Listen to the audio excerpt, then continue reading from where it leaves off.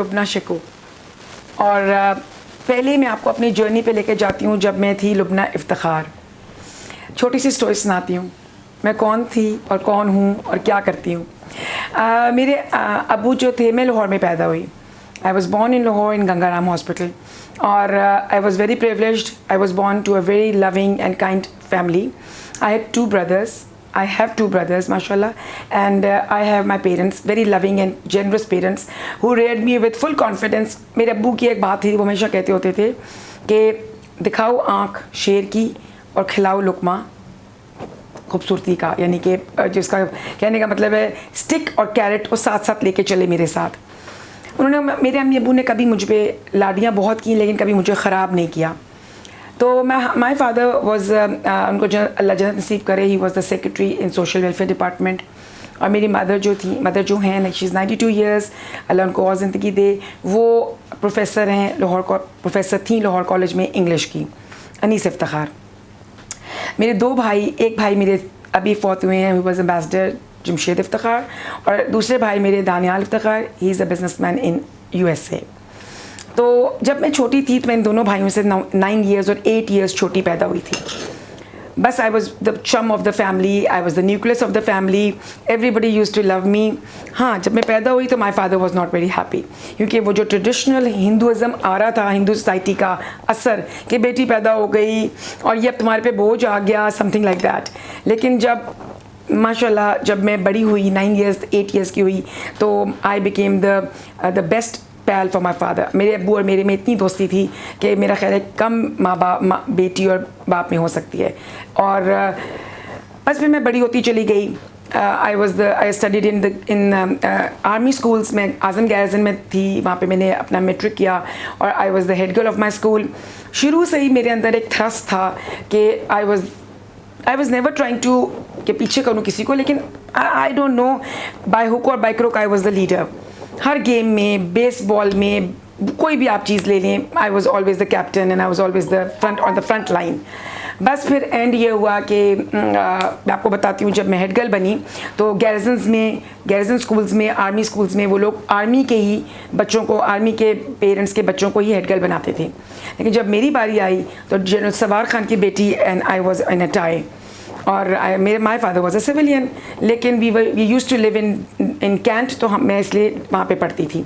और आपको मैं बताऊँ तो आप हैरान होंगे कि सारी टीचर्स ने कहा कि नहीं, लुबना ने भी खड़ा होना है एज अ हेड गर्ल। और मैंने सवार खान की बेटी की जो थी मेरी फ्रेंड, उसको 250 वोट से हराया, because I was very popular in the school. So मेरी एक आदत है, मैं जहाँ भी जाती हूँ वहाँ मैं देखती हूँ कि मैंने लोगों को कैसे खुश करना है। मैं अपने आप को खुश बाद में करती हूँ, करती ही नहीं हूँ, मैं लोगों को खुश करती रहती हूँ। इससे फ़ायदा क्या होता है? This is the most important thing I am telling you today. लोग मुझे खुश करना शुरू कर देते हैं, और सबसे बढ़कर के अल्लाह मुझे खुश करना शुरू कर देते हैं। और भी लोगों के साथ आपको पता है, जब आपको अल्लाह ताला की वो मोहब्बत और बरकत मिल जाए तो फिर तो आपके साथ किसी चीज़ की और ज़रूरत नहीं होती। फिर मैंने अपने अम्मी अब्बू को खुश करना शुरू किया, अपने भाइयों के साथ बहुत अच्छी ज़िंदगी गुजारी, मोनोपली खेलती थी, पता नहीं क्या क्या खेलती थी, मोटरसाइकिल चलाती थी, और कनेड में पहुंच गई। फिर मैंने वहाँ से ग्रेजुएशन की, वहाँ मैं 4 ईयर्स पे बाहर से 4 ट्रॉफ़ीज़ लेकर आई, इंटरनल तो बहुत ज़्यादा लाई।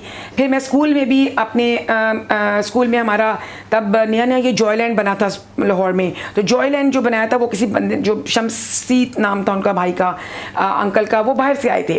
उन्होंने पूरे पाकिस्तान में उर्दू और इंग्लिश डिबेट्स कराई, और उसमें भी मैं देखें, अल्लाह ताला ने ना मुझसे ये काम लेना था, मेरा ख्याल है होप पब्लिक फाउंडेशन का। तो उन डिबेट्स में भी मैं इंग्लिश डिबेट्स में all over Pakistan second I, and that was a big thing for my school.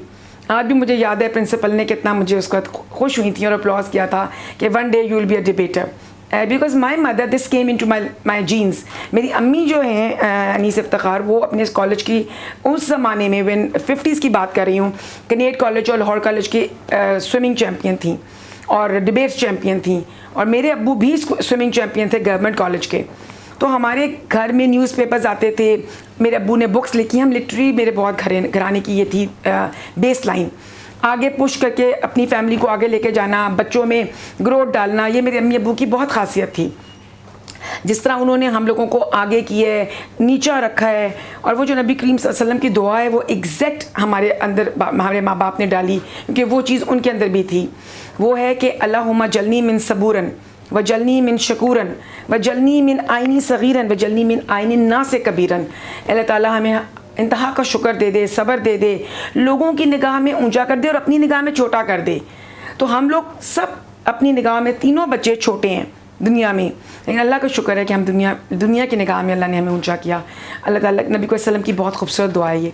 बस जी फिर एंड ये हुआ कि मैं कैनेट कॉलेज चली गई, वहाँ पे मैंने अपना ग्रेजुएशन की, और वहाँ भी डिबेट्स की प्रेसिडेंट नहीं बन सकी, लेकिन डिबेट्स की बहुत ज़्यादा ट्रॉफीज़ लाई, और कट शॉर्ट मेरी शादी हो गई।